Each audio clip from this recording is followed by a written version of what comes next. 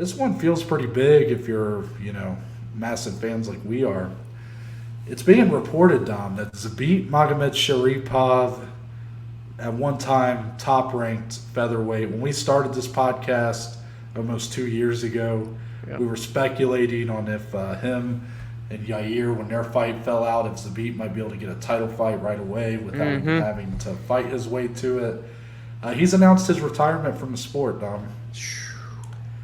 Now, you proposed a question on Twitter when you sent this to our group. So I'm going to propose it to you here on the show because I want to get your thoughts on it.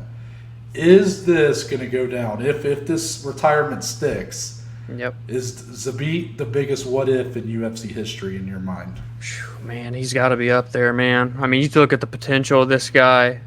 31 years old, just now in his prime. 18-1. He was 6-0 in the UFC. Just getting going. Had that awesome fight with Calvin Kattar. All electric fights. I mean, even fights where, he'd be expected. Like Brandon Davis and him had like an absolute banger of a fight. Like he wouldn't be getting like. It's not because like Brandon Davis is like beating the shit out of him. It's just even when he would be in these dominating victories, he was still putting on like really fun fights and. Dude, he was like that. Enough vulnerability to where you kind of were like, oh, is Jeremy Stevens perhaps going to have a chance here? Yeah. But, I mean, the dude was, continue. Dude, he was that evolution of that Dagestani wrestler. He wasn't just the one-dimensional, dominate, grapple you on the ground, you're done. He could strike. He was so long and rangy, and he would just throw unique combinations. And, what he would do on the feet was crazy, man. So it's up there. It's got to be. I mean, top recency bias, of course. This literally just happened as we're recording this.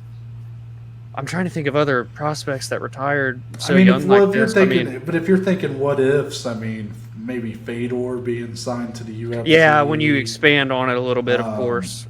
I don't know what I'm trying to think of. It's got to be like a top three, man. Zabit going out. What if Anderson doesn't get that choke on Chael Sonnen at UFC 117? Tatiana Suarez for me, by the way, is still what if right now. She says she's coming back this fall, so I mean we've heard that before, but I hope so.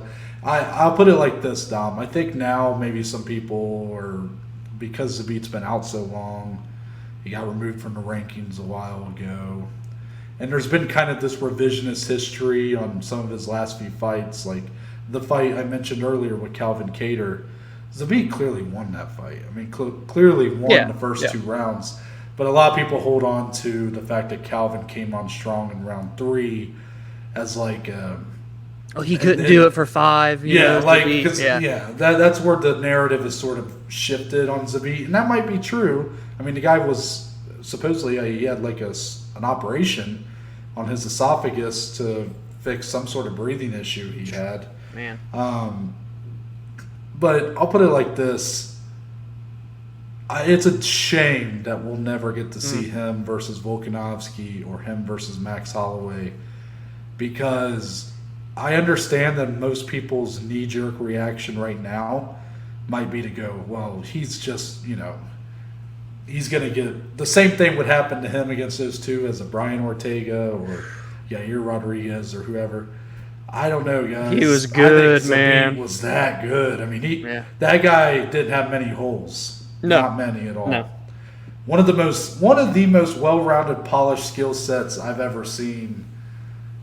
And again, I know it was that early on, in a career. Yes, that's what I mean. Is like, just he came into the UFC and he was like exceptional everywhere. Yeah. It's a shame. It is. Perfect word. And this is.